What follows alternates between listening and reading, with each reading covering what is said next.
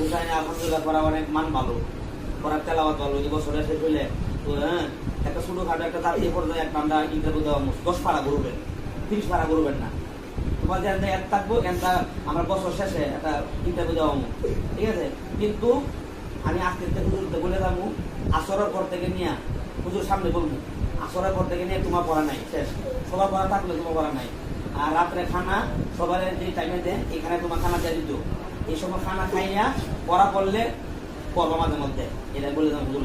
প্রতিদিন দরকার নাই, প্রতিদিন দরকার নাই।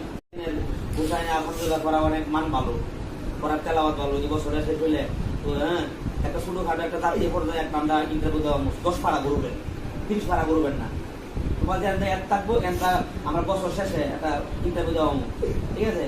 কিন্তু আমি আজকে হুজুরকে বলে যাবো, আসরের পর থেকে নিয়ে হুজুর সামনে বলবো, আসরের পর থেকে নিয়ে তোমার পড়া নাই শেষ,